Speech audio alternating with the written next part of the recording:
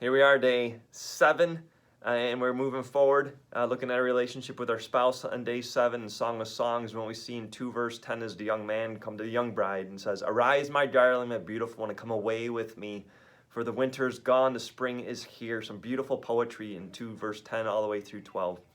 And so as we reflect on their beginning of their relationship, when they want to take it to the next step, go to marriage, right? I want you to think about, right, what was that like? What did that proposal entail, and celebrate that? Maybe you have some pictures, maybe you can talk through that, celebrate it. Certainly there might be some regrets from some of us with how it went down, but certainly that is a memory that we have, a moment that we have where we said we were ready to take it to the next level, to make that ahava commitment with one another. And so think about that. Husbands, I would encourage you, right, if you do have some regrets with that, go ahead and share that with your wife. I would encourage wives, because most likely your husband proposed to you. I wouldn't nitpick or tell him what he did wrong, but just celebrate and let him take ownership for that, but certainly celebrate as you remember the past. Also in Song of Songs 2 verse 15, at this point, as we're looking at the past, there's a moment where they say, "Let us catch the foxes that can ruin our vineyards." Right? And so certainly our relationships aren't perfect now, but our relationships weren't perfect then. So what challenges were you facing before you were married? Right? And how did you overcome those? How did you work through those? Think about that. And as we reflect on catching the foxes that ruin our vineyards, in Song of Songs, you actually see 2 different times before the couple is married. They want to be intimate with each other. They are wanting to explore this great gift that God gave them called sex.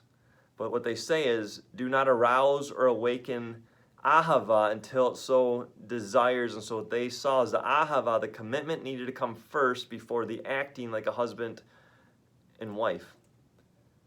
And so I share this, right, not to bring up a bad memory or thoughts from the past, but I do think a lot of us, right, we acted like we were married before we were married. Right? And I don't know how many of us have actually ever apologized to God as a couple. And maybe today is a day where you can go knee to knee, hand to hand, and say, "God, we confess, that we acted inappropriately before we were married. And we thank you for the gift of sexual intimacy. Lord, thank you for forgiving us." I don't want to put that on you, but I want to encourage you, if that was you, and if you need to say you're sorry for something you never said you're sorry about, certainly that is appropriate as we move forward.